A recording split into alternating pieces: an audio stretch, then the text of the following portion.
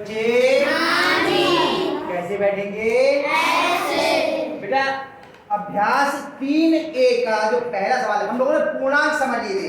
पूर्णांक दो प्रकार के होते हैं, धन पूर्णांक और ऋण पूर्णांक। इतना हमारी समझ में आ गया था। अब ये सवाल यहाँ पर मैंने दो लिख लिए हैं, दो बहुविकल्पीय सवाल हैं और इनमें हमें उत्तर देना है कि यहाँ पर ये जो खाली डिब्बे बचे हुए हैं, खाली स्थान क्या है, इसमें यहाँ पे होता है, इसमें यहाँ पर, इसमें क्या आएगा? तो एक क्रम है बेटा, आप लिखना बंद करो अपनी स्वार्थी, अभी नहीं लिखते। जब हम बनाना बंद करेंगे तब आप जो है कहेंगे तब लिखना। यहाँ पर क्या आना है वो देखना है। तो हम क्रम देखते हैं कैसे लिखी हुई ये संख्या है, उसके आधार पर अंदाज लगाते हैं। देखो 19, 23, 25, 29, फिर -29, -25, -23, -19। अब यहाँ पर देखो कैसे लिखा है, 7, 11, 13, 17, -17, -11, -7। बताओ यहाँ पे क्या आ सकता है? -13। देखो क्या हुआ, देखो ये पहले लिखी थी, फिर यहाँ से उल्टा लिखना शुरू किया, -29, -25, -23, -19। यानी इनके योगात्मक तत्वों हमने एक लाइन से यहाँ पे लिखना शुरू किए। अब यहाँ पर मेरे 7, 11, 13, 17, फिर इनकी योगात्मक तत्वों 17 का ये, फिर यहाँ पे किसका आएगा? यानी यहाँ कितना आएगा? माइनस का 13 अंदर करके ऐसे लिखे, माइनस का 13। और यहाँ सही का निशान कौन सा वाला उत्तर सही है बताओ? इनमें ये चार विकल्प है, इनमें एक उत्तर सही है। दूसरा कौन सा सही है? दूसरा। इस पे हम यहाँ पर सही का निशान, ये तरीका आया समझ में। और अगर हल करना होता तो यहाँ पे अंत में उत्तर करके भी लिखिए। अब ऐसे ही इसमें देखो -7, ध्यान से देखना इधर, -7, 25 + 7, -25, फिर -13, 31, +13, -31। एक क्रम दिखाई दे रहा है? तो फिर से देखो, -7 एक छोड़ के इसका योगात्मक लिखो, 25 एक छोड़ के इसका योगात्मक लिखो, 13 -13 एक छोड़ के इसका योगात्मक लिखो, 31 एक छोड़ के इसका योगात्मक ऐसे तो लिखे। अब देखो 5 -8, अब इसका यहाँ आ गया -8 का आ गया 11 -14 -11, यहाँ कितना आएगा? 14 इसका 14। आपने इसको लिया और कौन सा वाला उत्तर सही हुआ? तीसरा। ये आई बात समझ में? आई राजन? ठीक है, आया बेटा, आपको समझ में आया? अब करते हैं तीसरा सवाल। बहुत ध्यान से देखना, केवल समझ लीजिए, आपको ये सवाल पूरा उतारना है और अगली लाइन में इसको लिखना है। पहले सवाल उतारेंगे, अगली लाइन में उत्तर लिखेंगे। हम यहाँ पे केवल उत्तर लिख दे रहे हैं, प्रश्न को नहीं लिख रहे हैं, प्रश्न हम पढ़ दे रहे हैं केवल, क्योंकि लिखने में फिर समय लग जाएगा। कोई भी धन पूर्णांक और ऋण पूर्णांक कैसे होता है पहले ये समझ लो। हम आगे जाते हैं तो धनात्मक, पीछे जाते हैं तो ऋणात्मक। हम दाहिनी ओर जाते हैं तो धनात्मक, बाईं ओर जाते हैं तो ऋणात्मक, ऊपर जाते हैं तो धनात्मक, नीचे जाते हैं तो ऋणात्मक।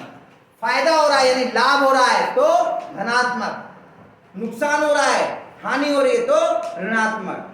समुद्र तल से ऊपर जाते हैं तो धनात्मक, समुद्र तल के नीचे जाते हैं तो ऋणात्मक, पूरब दिशा में जाते हैं तो धनात्मक, पश्चिम में जाते हैं तो ऋणात्मक। समझ में आ रही है बातें आपको? इस तरह से हम लिखते हैं। तो अब आपको यहाँ पर कुछ वाक्यांश दिए हैं, उनके आधार पर यह तय करना है कि ये धन पूर्णांक होगा या ऋण पूर्णांक के रूप में लिखा है। और लिखा है 0 से 4 डिग्री सेल्सियस का नीचे, 0 से नीचे 4 डिग्री सेल्सियस का तापमान। बताओ तो माइनस का होगा या प्लस का? नीचे है या ऊपर? पढ़ो ना क्या लिखा है। हाँ, अंदाज लगाओ गड़बड़ होगा। 0 से नीचे 4 डिग्री सेल्सियस तापमान। तो 0 से नीचे है या ऊपर? नीचे। तो धनात्मक होगा या ऋणात्मक? ऋणात्मक। नीचे कैसा होता है? तो कैसे लिखेंगे? देखो ऐसे लिखने का तरीका देखो, -4 डिग्री, इसे छोटा सा जीरो बना दिया, इसको डिग्री बोलते हैं। जीरो नहीं है, डिग्री का निशान है सेल्सियस।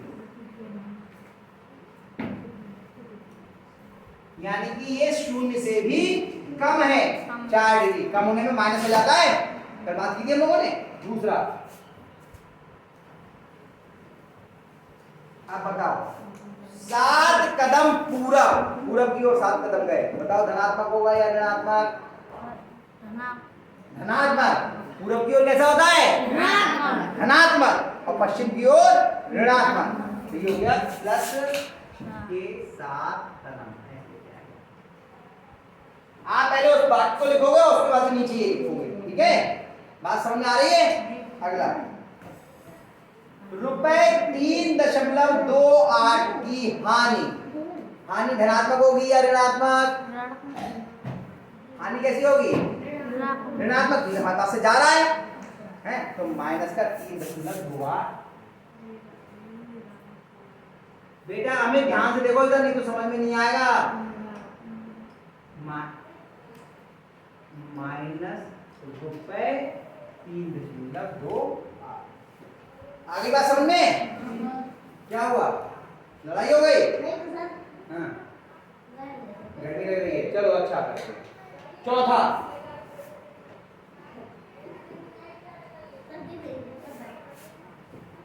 18 मीटर पश्चिम का विस्थापन। पूरब का कैसा होता है? धनात्मक। और पश्चिम का कैसा होता है? ऋणात्मक। अभी बात की थी ना, तो 18 मीटर पश्चिम तो कैसे हो जाएगा? माइनस 18 मीटर पश्चिम का है ना। और पांचवा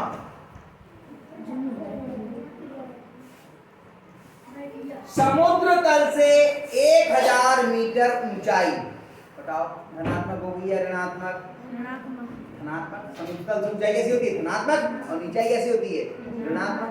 तो प्लस का 1000 मीटर।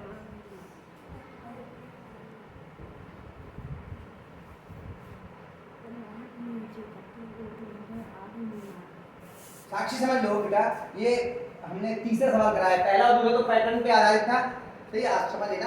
इसको समझना क्या है कि हमने जो कुछ वाक्यांश दे इन्हें पूर्णांक के रूप में लिखना था, कुछ कथन थे इनको। तो हमने एक बात की थी कि जब हमें लाभ होता है तो धनात्मक, हानि होती है तो ऋणात्मक। हम आगे जाते हैं तो धनात्मक, पीछे जाते हैं तो ऋणात्मक। हम दाहिनी ओर जाते हैं तो धनात्मक, बाईं ओर जाते हैं तो ऋणात्मक।